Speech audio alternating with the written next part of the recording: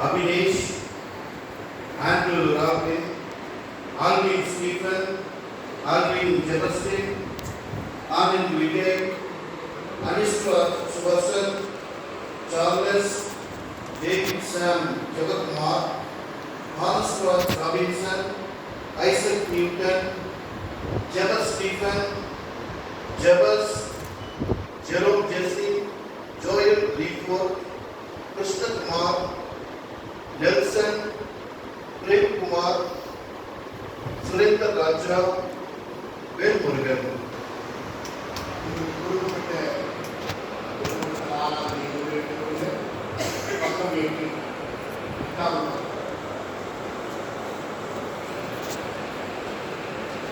ஆண்டவருக்குள் பிரியமானவர்களே, உங்கள் ஞானஸ்நானத்தில் நீங்கள் கிறிஸ்துவ ஐக்கியத்திற்குள் ஏற்றுக்கொள்ளப்பட்டீர்கள். கடவுளுடைய காரணமாக முத்திரையிடப்பட்டீர்கள். அப்படி செய்யப்பட்ட பயத்தான உடன்படிக்கையை உறுதி செய்கிறோம். ஆண்டவராக இயேசுவின் விசுவாசத்தை அறிக்கையிடுகிறோம். அவருக்காக அர்ப்பணிக்கிறோம். அவர் உங்களுக்காக காத்திருக்கும் ஈவுகளை பெறவும் இப்பொழுது 29 பேர் சுயமாய் வந்திருக்கிறீர்கள். அப்போஸ்தலர்களே, நான் உங்கள் தலையில் மீண்டும் கட்டளை தூயாவியானவர்கள் எல்லா லட்சியங்களும் வரப்படுத்த ஜெபிக்கவும் நீங்கள் முன் வந்திருக்கிறீர்கள். கிறிஸ்துவின் கூட்டத்தாராகிய மக்களின் நிறைவான ஐக்கியத்திற்குள் இந்த திருச்சபையார் உங்களை வரவேற்கவும் நாங்கள் சேர்ந்து வாழ்நாளெல்லாம் அவரை ஆராதித்து சேவிக்கவும் நீங்கள் முன் வந்திருக்கிறீர்கள். ஆகையால் தூயாவியை பற்றி திருவசனத்தை முதலாம் வாசிக்க கேட்போம். முதலாம் வேதம்.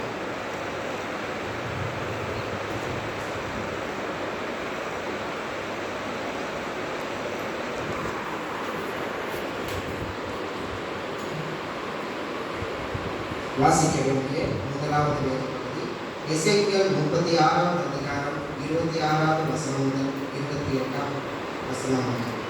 உங்களுக்கு புதிய இருதயத்தை கொடுத்து உங்கள் உள்ளத்திலே புதிய ஆவியை வைத்து கல்லான இருதயத்தை உங்கள் சரீரத்திலிருந்து எடுத்து போட்டு சதையான இருதயத்தை உங்களுக்கு கொடுப்பேன். உங்கள் உள்ளங்களில் என் ஆவியை வைத்து நீங்கள் என் நியமங்களில் நடந்து என் தீர்ப்புகளை கைக்கொண்டு அவைகளில் நடக்கும்படி செய்வேன். உங்கள் பிதாக்களுக்கு நான் கொடுத்த தேசத்திலே நீங்கள் குடியிருப்பீர்கள். நீங்கள் என் ஜனமாய் இருப்பீர்கள். நான் உங்கள் தேவனாய் இருப்பேன். வாசிக்க வேண்டிய முதலாவது வேதமாக வாசித்து முன்னாய் சொல்கிறார்.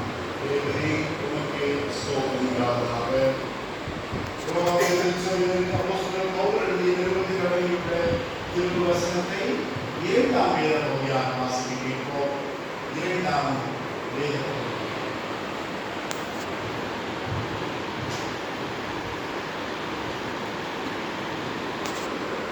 இன்றைய நாளுக்கென்று வாசிக்கும்படியாக தெரிந்து கொள்ளப்பட்ட நிருபபாடம். அப்போஸ்தலராகிய பவுல் ரோமபுரியாருக்கு எழுதிய 8ஆம் அதிகாரம் வசனங்கள் 12 முதல் 17 வரை வாசிக்க கேட்போம். சகோதரரே, நாம் கடனாளிகள். மாம்சத்திற்கு ஏற்றபடி நடப்பதற்கு மாம்சத்துக்கு கடனாளிகள் அல்ல. மாம்சத்திற்கு ஏற்றபடி நடந்தால் நீங்கள் சாவது நிச்சயம். சரீரத்தின் செய்கைகளை ஆவியினால் அழித்தாலோ பிழைப்பீர்கள். தேவ ஆவியினாலே நடத்தப்படுகிறவர்கள் எவர்களும் அவர்கள் தேவபுத்திரர். திரும்பவும் பயப்படுகிறதற்கு நீங்கள் அடிமைத்தனத்தின் ஆவியை பெறாமல் புத்திர சுவிகாரத்தின் ஆவியை பெற்றீர்கள். அந்த ஆவியினாலே நாம் அப்பா பிதாவே என்று கூப்பிடுகிறோம். நாம் கடவுளின் பிள்ளைகளுக்கு என்று ஆவியானவர் தாமே நம்முடைய ஆவியோடு கூட சாட்சி கொடுக்கிறார். நாம் பிள்ளைகளானால் சுதந்திரம் ஆவி, கடவுளின் சுதந்திரமும் கிறிஸ்துவுடன் சுதந்திரம் ஆவி. கடவுளின் சுதந்திரமும் கிறிஸ்துவுடன் சுதந்திரம் ஆவி. அவரோடு கூட நாம் மகிமை அடைவதற்கு அவரோடு கூட பாடுபட்டால் அப்படியே ஆகும். பாடம் முடிந்தது.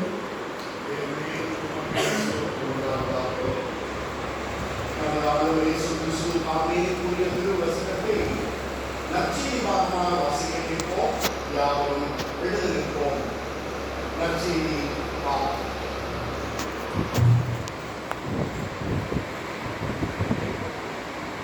வாசிக்க வழியாக கொடுக்கப்பட்ட நற்செய்தி பகுதி பரிசுத்த லூக்கா எழுதின சுவிசேஷம் 24ஆம் அதிகாரம் வசனங்கள் 28 தொடங்கி 35 முடிய.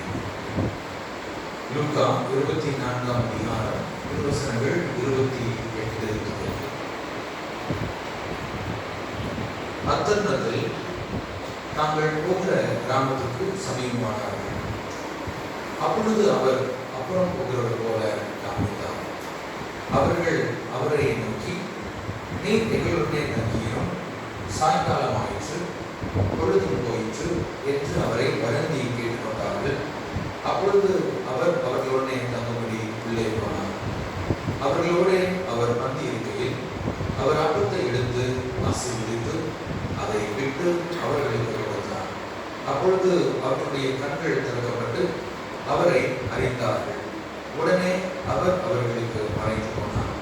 அப்பொழுது அவர்கள் ஒருவரை ஒருவர் நோக்கி, வழியிலே அவர் நம்முடனே பேசி வேத வாக்கியங்களை நமக்கு விளக்க காட்டும் பொழுது நம்முடைய இருதயம் நமக்குள்ளே குழந்துவிட்டு இயவில்லையா என்று சொல்லிக்கொண்டு அந்நேரமே எழுந்திருந்து எருசலேமுக்கு திரும்ப போய் 11 அவர்களும் கூடியிருக்க கண்டு கர்த்தர் மெய்யாகவே உயிர்த்தெழுந்து சீமோனுக்கு தரிசனமானார் என்று அவர்கள் சொல்ல கேட்டு வழியில் நடந்தவர்களையும் அவர் அப்பத்தின் இருக்கையில் நாங்கள் அவரை அறிந்து கொண்டதையும் விவரித்து சொன்னார்கள் என்பது வாசிக்கப்படியாக கொடுக்கப்பட்ட சுவிசேஷங்களை வாசித்து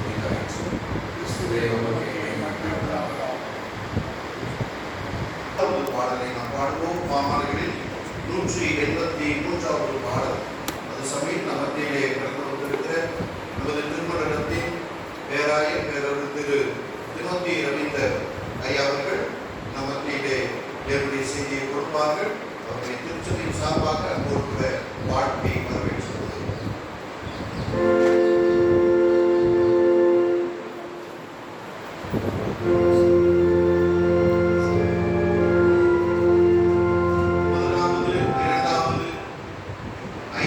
சரணங்களை மாத்திரம் நாம் பார்ப்போம்.